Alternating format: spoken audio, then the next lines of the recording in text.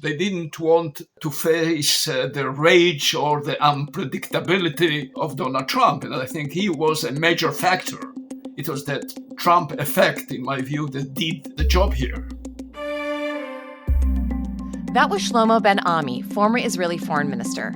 We recently sat down with him to talk about Israel's foreign policy following the attacks of October 7th, what the options are for a permanent solution in Gaza, and how the landscape of Mideast politics could change with the new U.S. administration. I'm Christina Ruffini, and this is One Decision. Since the recording of that conversation, Hamas and Israel have reached a tentative ceasefire deal. The agreement is not drastically different from what the Biden administration proposed back in May. However, in an unprecedented move this time, representatives of both the outgoing and incoming U.S. administrations were involved in the talks, something President Biden acknowledged when announcing the deal from the White House yesterday.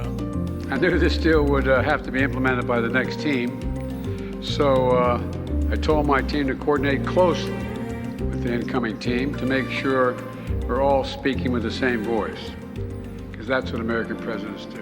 The agreement, which still has to be finalized and ratified by the Israeli parliament, involves several stages, including an initial release of about 30 hostages, as well as Palestinian prisoners, a partial withdrawal of Israeli forces from Gaza, and a surge of desperately needed humanitarian aid. Shlomo Ben Ami was a key figure in another Israeli-Palestinian negotiation 25 years ago at Camp David during the Clinton administration. He's intimately familiar with this issue and talked to us about why a peace deal has taken so long and why Netanyahu, despite his reluctance, has finally agreed this time around. Let's take a listen. What is the impetus here? Because for so long, he has been one of the obstacles to getting this peace agreement. What has changed in the last month, 2 months? Is it he's afraid of what Trump might do when he comes into office? Because he seems like he has a strong ally there. I know he's getting pressure from the Biden administration, but, so what? They're out of here. What do you think has moved with Netanyahu's calculation? We have here the case of a presidency that started before it started. All the regional actors are getting ready for Trump. They are preparing for Trump the best Middle East they can produce. So you see the Saudis and the Qataris and the Turks now engaged in Syria, in the reconstruction of Syria. The Qataris finally started to put tremendous pressure on Hamas, because they were those who financed Hamas with Netanyahu's connivance, by the way, with Netanyahu's encouragement. And the headquarters of Hamas are in Doha, in Qatar. And therefore, you could see all the actors, including Egypt, coming to the moment of truth. They didn't want to face the rage or the unpredictability of Donald Trump. And I think he was a major factor. It was that Trump effect, in my view, that did the job here. Shlomo, if you separate the politics, I know this is artificial, the sort of politics of Israel from, the events in the Middle East. I mean, Netanyahu, in his sort of extraordinary determination, has, let's face it, turned the Middle East upside down since the 7th of October. So the consequences of the conflict that he initiated and he has led has really almost completely changed the political outlook in the Middle East. Is this an achievement? Is it an accident? How has this actually come about? Yeah, you're right. You're absolutely right. But I think it is the iron law of unintended consequences. You cannot explain Syria without Gaza. What happened, or in fact, not only Gaza, you can't explain Syria without Israeli military exploits against the ring of fire that the Iranians built around Israel. That was an extraordinary success, militarily speaking. And the weakening of Iran, Iran itself was humbled by Israel's air force. Today, Iran is practically exposed to Israeli air attacks. And therefore, I think that this has weakened Iran in its capacity to help the Syrians. Russia for different reasons, is busy in Ukraine, and Turkey did a good job in preparing the militia of Giuliani. And you have here the case of Turkey. To me, it's fascinating. The case of Turkey is of a major power that was snubbed by Europe. And after being snubbed by Europe, it came to the Middle East in search for a role. It wasn't given a role. I mean, the parties, the Egyptians and others, didn't want to let Turkey play the major role that Erdogan had in mind as the broker of an Israeli-Palestinian peace, probably, or a player in the major conflicts of the region. Don't underestimate the fact that there is here a conflict or a divergence between the fact that the Middle East is an Arab Middle East and you have Turkey, Iran, and in a way Israel that are non-Arabs. There are three major non-Arab powers in the region. You know, in the 1950s, Ben-Gurion, the founder of the State of Israel, created what it was then called the Alliance of the Peripheries. That is, we had an intimate alliance with Turkey and Iran. The idea then was that we need to strike a deal with the minorities in the region in order to protect ourselves from the majorities. Now, the whole concept of peacemaking is the other way. We need to make peace with the majorities, and we are in conflict and tension with the minorities, with Turkey and Iran, but in peace with the Abraham Peace Accords, with the Arabs. The only stumbling block for an ideal Middle East is the Palestinian problem. Yeah, but that's a large block, right? That is the block. That is less of a block and more of a, boulder, mountain-sized behemoth. It is indeed. Contrary to some of my colleagues, I don't think really that Donald Trump is a hip shooter. I mean, he looks like a hip shooter. He behaves like a hip shooter, but there is an idea behind what he's trying to do. I think that globally speaking, he is a sort of traditional American isolationist, speaking always about the Monroe Doctrine and now Greenland. He has his own near abroad. That's Greenland, that's Panama, that's Canada, etc. I think there is an idea behind it. And in the Middle East, he has produced a legacy of the Abraham Peace Accords that Biden wanted to develop further and did not succeed. Even in the conflict with China, he represented a shift in American foreign policy. In the Middle East, we see him trying to extend the Abraham Peace Accords to Saudi Arabia. The condition that the Saudis would put is that they want to see a solution to the Palestinian problem. Precisely because of the Gaza war. The Gaza war has given a greater volume to the Palestinian issue. And the question is what kind of a solution he would offer to Palestine.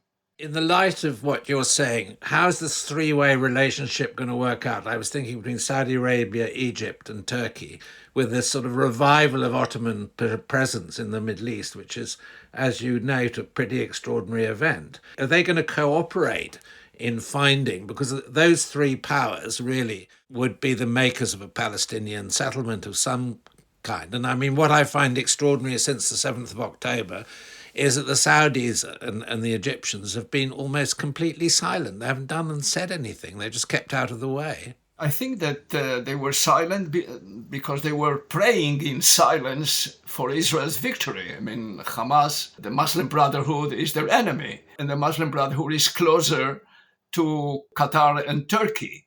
So these are more or less the camps that developed around the war. But now it seems to me that the parties are coming, in my view, to their senses, and I explain what I mean by that. Let us start with Turkey. You see that it's not only that, until very recently, there was a struggle between Russia and Iran who would get the lion's share of the business pertaining to the reconstruction of Syria. Now we have the answer. It is Turkey and the Saudis. And it is so extremely important for Erdogan, to have Syria as a stable satellite or client state, as it were, that he is trying to reconcile with the Kurds inside the PKK. He has started a couple of weeks ago. Yeah, but he's getting a lot of pressure from the US government to play nice with the Kurds. That's something that they've been, yeah. Absolutely. But he also understands that if he has a problem, the conflict with the Kurds intensifies. This creates a problem for Giuliani, because there is no way that Giuliani can govern, can rule without the minorities, without some equilibrium among the minorities. And the Kurds are a very important minority in Syria. So I think he's trying to sort of smooth the way for Giuliani, because he needs a stable Turkey. And the Israelis, on their side, are also challenging the Sykes-Picot order. I mean, the century-old political border system in the Middle East. The main problem is how is Trump going to square the circle? Extend the Abraham Peace Accords to include Saudi Arabia and find a solution on Palestine that Israel could live with. You see, a Palestinian state, as the Palestinian would like it, a sovereign Palestinian state on the borders of 1967, frankly, I don't see any political constellation in Israel that can live with such a solution. And given the experience from Gaza, the requirements that Israel might have on security issues in such a hypothetical Palestinian state would be such that would make the Palestinian wonder, what the hell is this? Is this a sovereign state? I don't see that intrusive security arrangement that Israel would insist on with regard to the Palestinian state would be such that would be difficult for the Palestinians to digest. But it's not only the question of security. There were so many issues that all presidents, or all US presidents and prime ministers since Rabin have struggled with and were unsuccessful in resolving. Maybe the Saudis would accept a formula that says that we are going to go now as a first step to the reconstruction of Gaza and open horizons of discussions for a future Palestinian state without having to commit Israel at this stage on divisive issues such as borders and Jerusalem, not get yet into the details of daunting, really, process. But the logic of what you're saying, Shlomo, in the longer term, and I'm really meaning the longer term, is really a one-state solution. Is that completely dead impossible? I think that one-state solution is a suicide for Israel. I think you will see, in my view, there are others that idealize the one-state solution.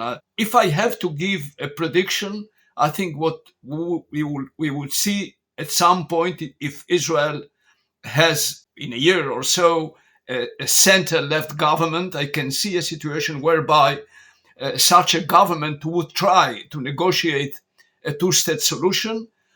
If it reaches the same dead points as we have reached when we negotiated, and it sees that it cannot find a workable solution, a viable solution for both parties, I can see such a government conducting a unilateral disengagement from the bulk of the West Bank, a convergence plan when you dismantle much of the settlements and bring them back into the borders of the wall.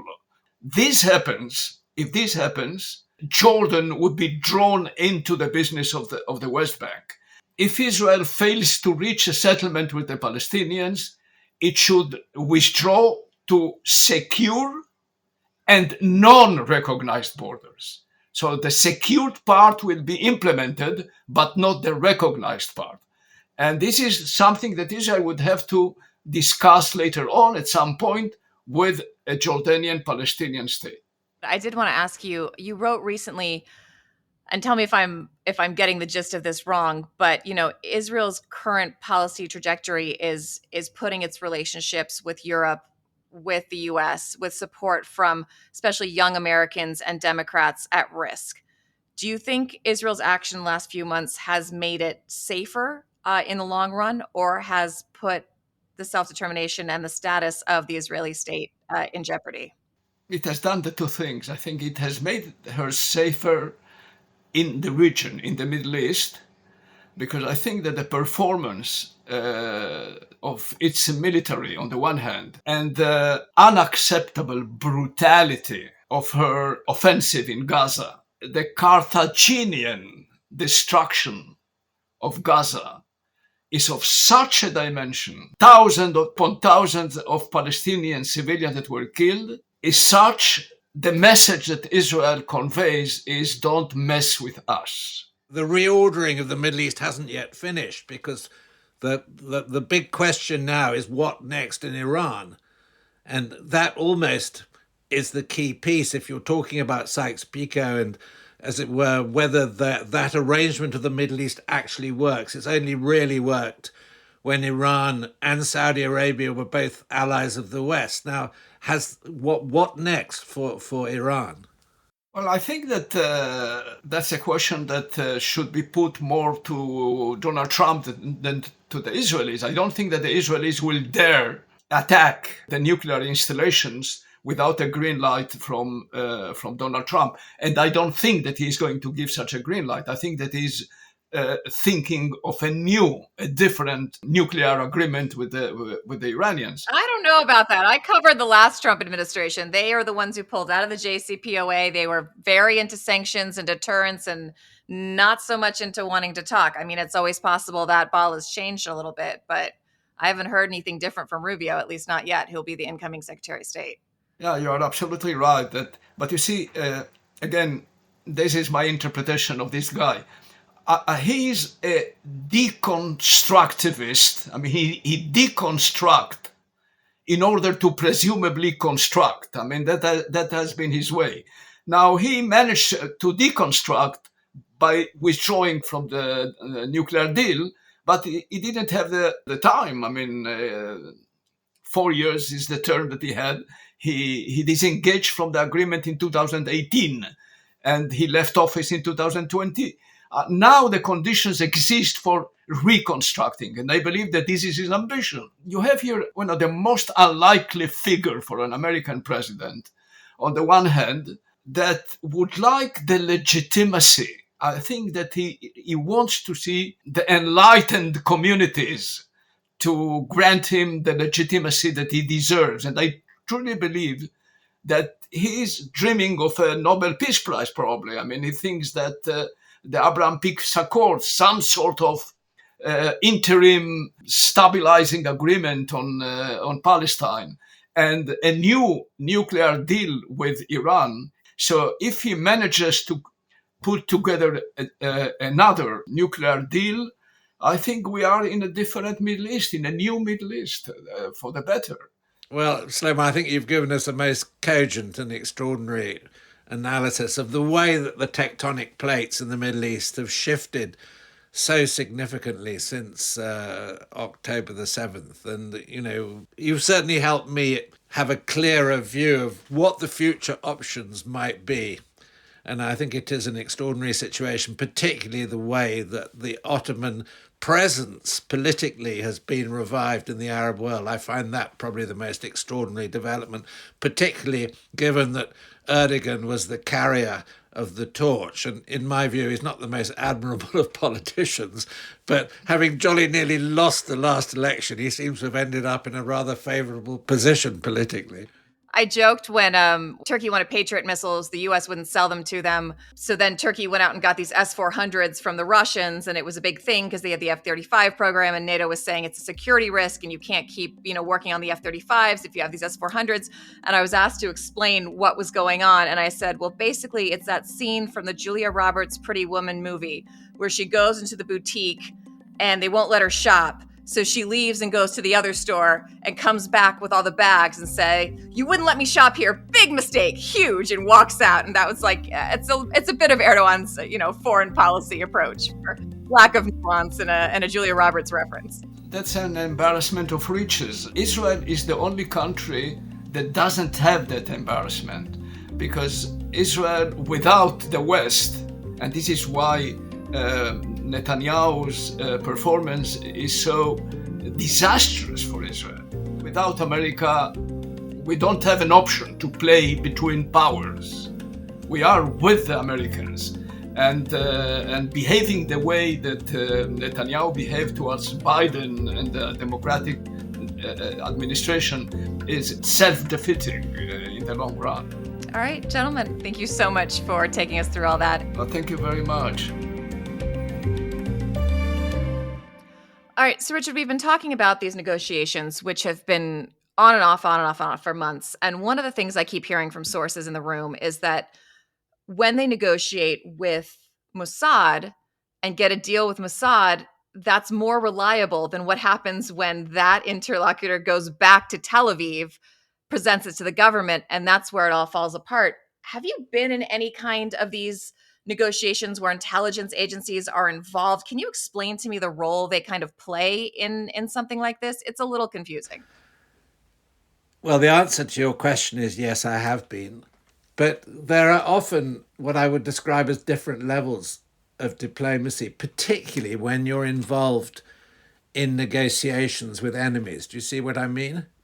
So in terms of negotiating over Gaza, I would imagine that the intelligence links, let's say between Qatar, Israel, then the dialogue that would go on between Mossad and Saudi Arabia, the Egyptians.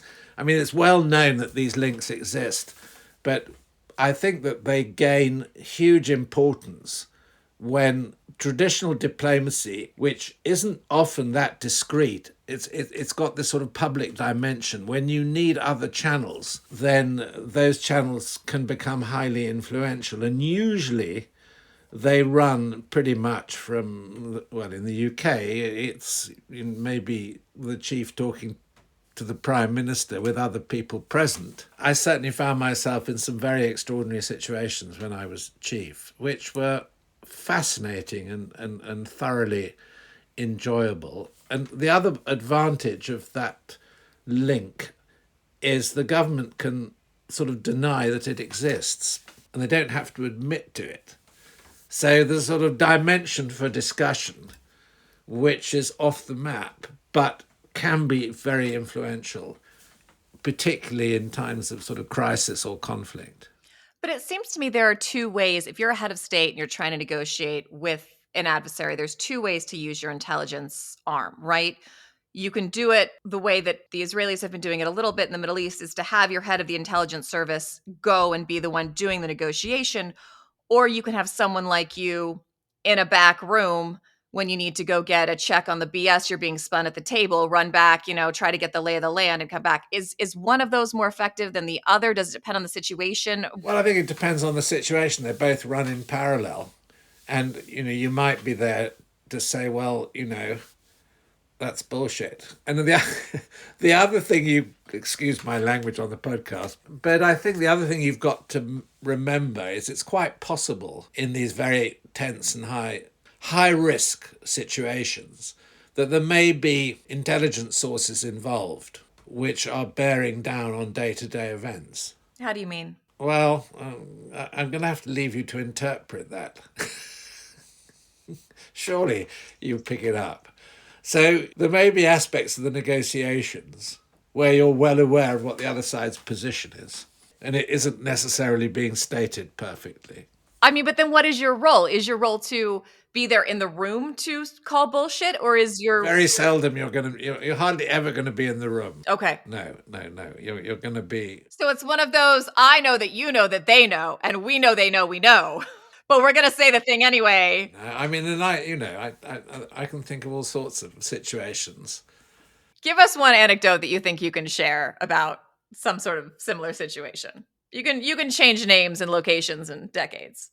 Well, various events in Serbia and during the bombing of Serbia by NATO, there were some quite tense and difficult situations around that in which intelligence played an important role. And I'm not going to go much further than that. I'm going to have to leave it to your imagination. Oh, fine. When you look at this potential agreement, are there elements of it that stand out, and are there elements to you that seem to be missing?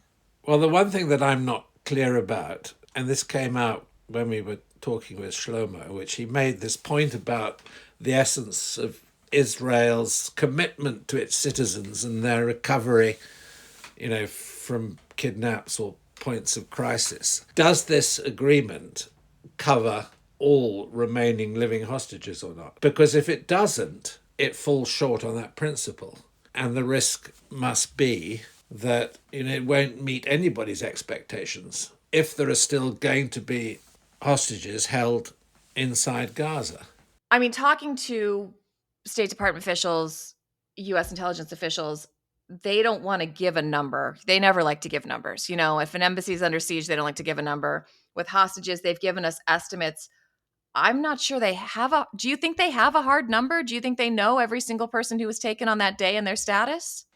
No, I don't think they do. I think they will be down to a margin, but there will be a margin which lacks clarity. But the whole thing about this ceasefire, I have been skeptical it will hold, but in terms of what we've just heard, maybe we are at this point. Of course, it's only going to be a 42-day agreement, isn't it, initially? And I was quite surprised by what Shlomo was saying about Israeli withdrawal. That sounds to me incredible. I am still wondering, other than the incoming Donald Trump, I can't think of what else would make the Netanyahu government, which has been incredibly resistant to these kinds of agreements and these particular capitulations, what would make them all of a sudden agree? Can you? No, I just don't see where that comes from, even if Trump's pressing hard. Because I think it's pretty clear that if this agreement goes through, it's going to collapse Netanyahu's government. Has someone made the calculation that that's a fait accompli? I don't know, but that's because if Shlomo hadn't said that, my next question was, well, it's going to collapse the government. So what the hell is it going to happen after? Netanyahu has the option to put together a new coalition, but I wouldn't have thought that's going to be feasible or possible. There's also the question of what comes after, not just in Tel Aviv, but in Gaza. And that doesn't seem to be a discussion. The Biden administration, Blinken had kept saying one of the reasons he made all these trips to the Middle East, I think partially to cover up the fact that nothing really was moving as far as negotiations, was to, he said, talk about what comes after, day one in Gaza, how they rebuild, who's paying for it. There's been almost nothing tangible coming on that side. And as we were just discussing, there doesn't seem to be a realistic one-state solution. There doesn't seem to be a realistic two-state solution. There doesn't seem to be a solution unless, there's something I'm missing. No, you have some sort of frozen and policed conflict. There are precedents. You've got a situation like that in Cyprus. You've got a situation like that in Korea. You are probably going to have a situation like that in Ukraine. To an extent, you've got a situation like that in Ireland, almost. In that the 16th and 17th century still identify the shape of the two parts of Ireland, and there was never a solution. There was an agreement, but it didn't actually solve the problem of integrating these two communities. So I think that there are historical precedents that give you maybe the concept that there could be some sort of geographical, physical arrangement on the ground, but no actual political solution other than some sort of security guarantees. We are 6 days now away from the Trump administration. They're building the risers behind me on Capitol Hill. It seems like I don't remember an incoming administration that has changed foreign policy before even taking office to this extent. I've been talking to ministers from various countries. They've almost all come in to meet with Keith Kellogg, to meet with Rubio, to meet with Brian Hook, to meet with these officials who are going to be shaping foreign policy for the next administration. Is that unprecedented to you? Does that seem normal, or is that, explain that to me. Why do you think that's happening? Well, it's totally abnormal. That's a really good question. And actually, it's quite a difficult question because the surprising thing about Trump to Biden, first time round, there was continuity in aspects of Trump's foreign policy. So I think what we're witnessing is international anxiety about the unpredictability of the Trump administration and the peculiarities of some of the people being recommended for key positions. And okay, if I were in office still, I'd be rushing around trying to make sure I had my foot in various doors so that I was going to be reasonably well positioned when the music changed. So you think this is even happening between intel agencies? You think they're doing something similar, we're just not seeing it? Or you would be, at least. Yes, I would definitely be.